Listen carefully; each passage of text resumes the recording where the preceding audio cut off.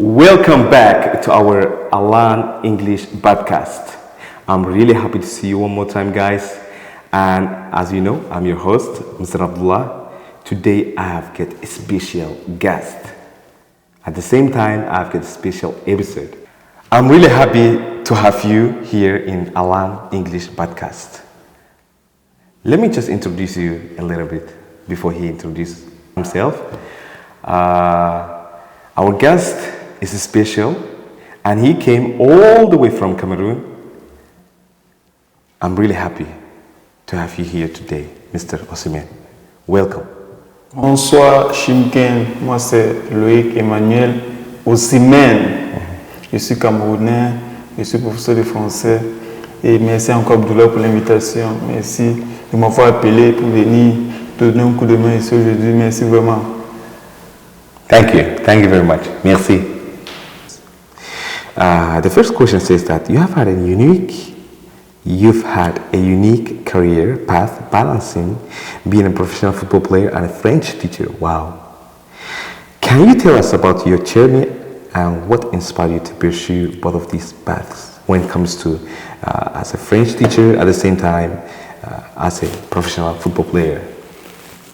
Déjà, de base, vous savez, chaque enfant a un rêve qu'il veut réaliser. Vous voyez? Et moi, mon rêve, c'était de jouer footballeur professionnel. Vous voyez, donc depuis que je suis petit, j'ai ce rêve-là de devenir footballeur professionnel. Et malgré que j'ai joué dans certains petits clubs, parce que j'ai joué en Égypte, vous voyez, j'ai joué en Égypte, j'étais en Inde, j'ai aussi joué en Inde professionnel. Et je suis ici au Kazakhstan. Tout enfant a un rêve. Et moi, mon rêve, c'était de jouer footballeur professionnel au haut niveau. À un très haut niveau même. Et même malgré le fait que ce n'est pas facile, il y a des hauts, il y a des bas, je me suis battu. Malgré que je ne peux pas dire que j'ai une grande carrière, mais j'ai joué dans certains pays.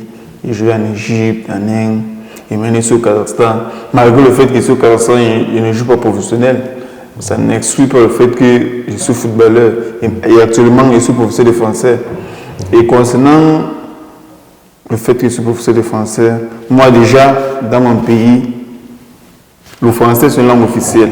C'est un pays bilingue, chez nous on parle le français, on parle l'anglais. Et dès le bas âge, nous sommes habitués avec le français. Donc pour moi, enseigner le français, c'est comme quelque chose de normal. Parce que je suis habitué à parler français. Donc c'est comme si... En fait, ça me fait du bien quand j'enseigne la langue française, tu comprends? Ça me fait du bien. Donc, je suis très content même quand j'enseigne le français. Donc c'est un peu ça. Et that's so good actually, yeah. Is there any advice that you can give the students, no matter whether they are living in Kazakhstan or abroad? Is it really necessary to learn French? Bon, déjà, la langue française, c'est une langue qui se parle dans plusieurs pays. Par exemple, je prends le cas de l'Afrique. En Afrique, l'Afrique, c'est tout un continent. Il y a plusieurs pays en Afrique qui parlent le français. Et hors de l'Afrique, en Europe, il y a plusieurs pays comme la France, la Belgique, la Suisse. Bon, il est bien vrai que dans d'autres pays, ce n'est pas la langue officielle, mais ça fait partie des langues qui sont parlées dans le monde. Mais c'est que dans le monde, la langue la plus parlée, je crois, c'est le mandarin. Après, ça vient l'anglais. Mais dans cette liste-là, il y a le français qui figure. Genre le français comme 4e ou 5e. Et aussi, apprendre la langue française, en fait, je vais généraliser. Apprendre plusieurs langues, c'est bien pour toi. En fait, parce que tu te cultives, tu apprends de nouvelles. Et puis ça comment? Tu apprends de nouvelles religions. Donc avec le français, tu peux voyager facilement, ça te facilite beaucoup de choses. Donc je vais prendre un exemple. Si un jour il arrive que peut-être que vous faites un voyage pour la France, ou bien même pour la Suisse, ou bien pour la Belgique, ou bien dans n'importe quel pays. Disons même à l'aéroport, tu peux t'emprunter sur un français, tu parles français, dans ça que vous allez communiquer. Ou même, si tu avais tes amis, genre, vous êtes en queue de débat, vous êtes en queue de cause, en camille. Après, tu commences à parler le français, tu vas dire que waouh, tu es cultivé, donc c'est un peu ça. Donc, apprendre une nouvelle langue, c'est pas comme si c'est mauvais, tu vois. Thank you guys for sticking with us. Let's get into our main topic, which is, do we need a French language? Chimken, en fait, la mentalité chimken de certains élèves, ils ont une mentalité, mais la plupart des élèves se disent que la langue française est plus difficile que l'anglais. Donc, dans tous les cas, en fait, tous les élèves que j'ai rencontrés, même toutes les personnes que je côtoie, me disent toujours non, le français est difficile, c'est difficile, l'anglais est facile. Laissez-moi vous dire que le français est facile, très facile même. En fait, c'est pas difficile. Et un truc, si déjà vous parvenez à parler, ou bien si déjà vous parlez français, parce que le français est un peu comme l'italien. Parce que quelqu'un qui parle le français et quelqu'un qui parle l'italien, vous allez voir, il n'y a pas une très grande différence. Il y a certains mots similaires, c'est juste qu'au niveau des terminaisons, la langue italienne, c'est là où c'est un peu. Ce n'est pas la même chose, vous voyez. L'italien termine avec les anneaux. C'est un peu un truc déjà, si vous comprenez, vous allez savoir. Good. Yes. And there was one more question I want to ask you that. Why not to learn French right now with Mr. Osimhen? Mr. Osimhen, how do we say how are you in French? You can say, tu peux dire ça en plusieurs façons. Tu peux dire comment ça va, comment tu vas. Comment ça va? Okay. And how can I say my name's Abdullah? Mon nom c'est Abdullah. Je m'appelle Abdullah. Je suis Abdullah. Je suis Abdullah because I know je m'appelle Abdullah. I know. How can I say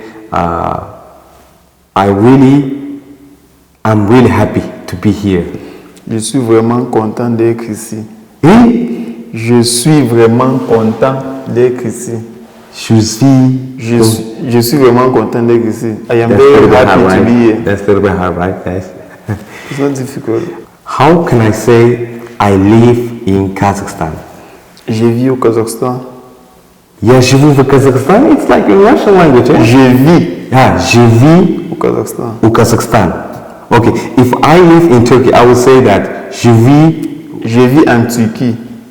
Je vis en Turquie. I live in America. It's going to be je vis ou America. Je vis aux États-Unis, aux USA. You know, I understand a little bit French when it comes to oui, it's yes, as I know. Merci also, thanks. Do I pronounce really good? Okay.